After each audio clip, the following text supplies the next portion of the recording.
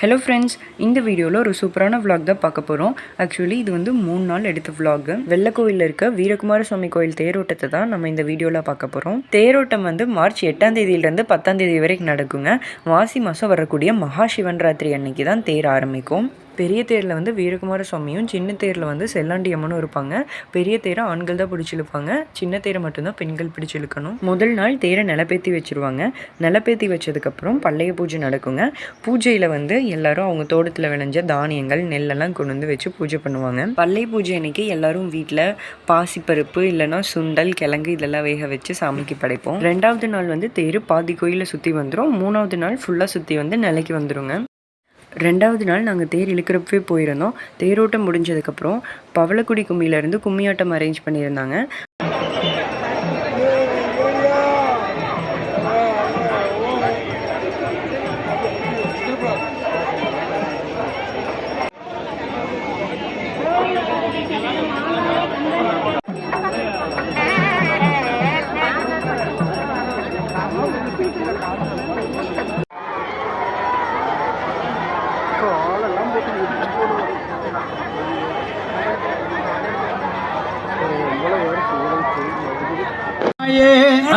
இங்கு வந்த செய்தி எந்த நீடும் சொந்தமாக சொல்ல வேண்டும். மைத்தோனா அருமை மைத்தோனார்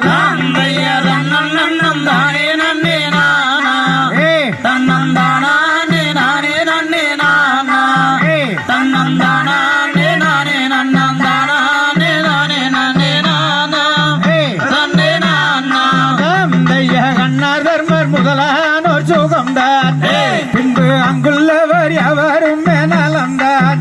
எந்த அருமை புலந்திரானும் உரிய சன்னின் நோயால் வாடா மனம் நாளார்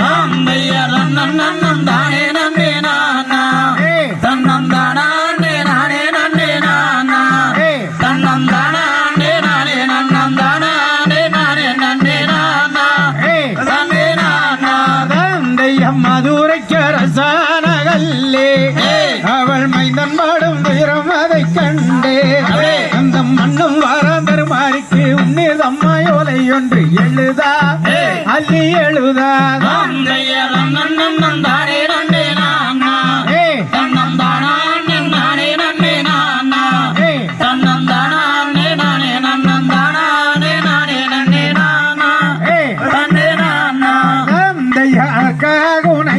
தன்மை தோணா இப்போ அனாதீனால் போக வேண்டும். நானோ இந்த கல்லியிடம் போனாதீனால் அங்கு போனால் கொண்டிடுவாள் பாரு கேளு.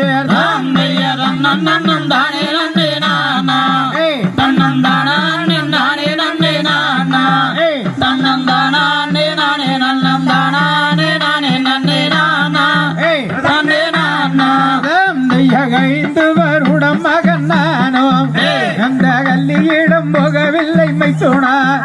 இப்போ அங்கு போனால் கொண்டிடுவாள். ஐயோ நான் என்ன செய்வேன் மைத்தோனா அருமை மாயவா.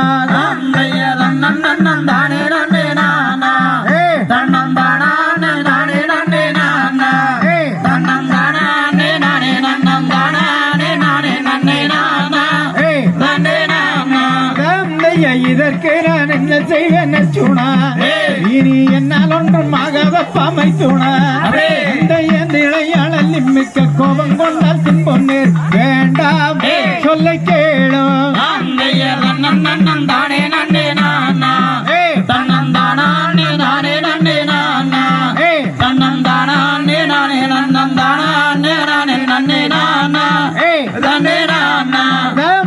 கோவிலுக்கும் வடபுறம் அம்பாரு அங்க கொத்தரள்ளி பூத்திருக்கும் பாரு. அந்த கொத்தரள்ளி பூவெடுத்து கோயிலுக்கும் சாட்டிடும்.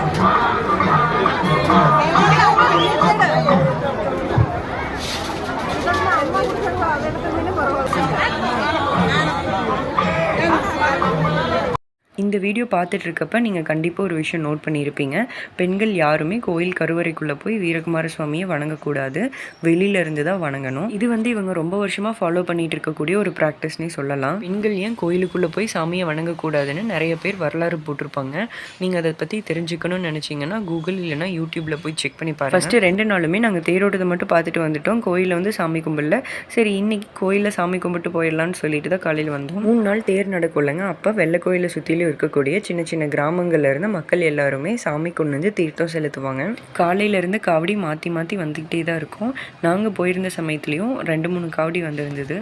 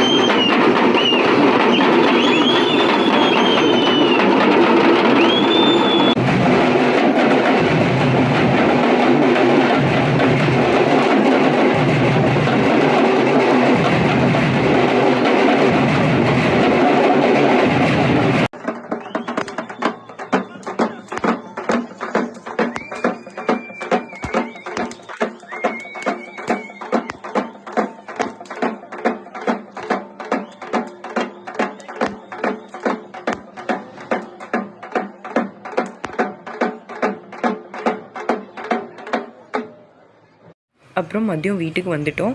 ஈவினிங் திரும்பவும் தேரோட்டத்தை பார்க்க போகலான்னு சொல்லிட்டு போயிருந்தோம். ஆனால் நாங்கள் 5:30க்கு தான் போனோம். தேரை 4:30 மணிக்கே இழுக்க ஆரம்பிச்சிட்டாங்க. 5:30க்கு நாங்கள் போனப்போ கிட்டத்தட்ட தேரே நிலைக்கு வந்துருச்சுங்க.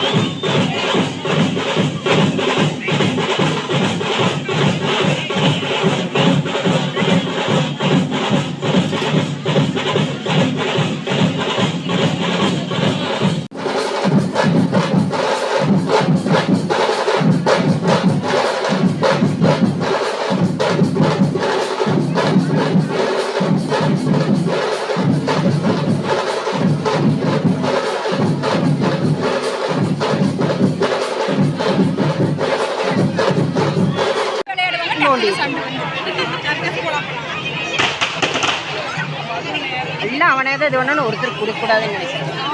எங்களுக்கே வருவேன், சாஃப்ட்வேர் இல்லை அப்படி இல்லை, எடுத்து கொடுப்பேன்.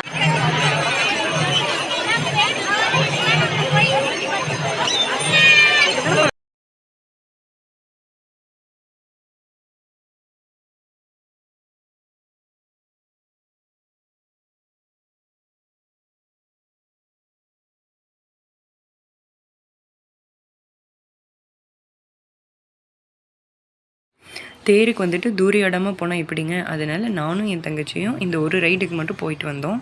சண்டேங்கிறதுனால இதுக்கே ரொம்ப கூட்டமாக இருந்துச்சு. இந்த ஒரு ரைடு போகிறதுக்கே நாங்கள் கிட்டத்தட்ட ஒரு 20 நிமிஷம் வெயிட் பண்ணோம். ஸோ அவ்வளோதாங்க. இந்த வீடியோ உங்களுக்கு ரொம்ப பிடிச்சிருக்குன்னு நினைக்கிறேன். பிடிச்சிருந்துச்சுன்னா நம்மளோட சேனலை லைக், ஷேர் அண்ட் சப்ஸ்கிரைப் பண்ணிக்கோங்க. தேங்க்யூ.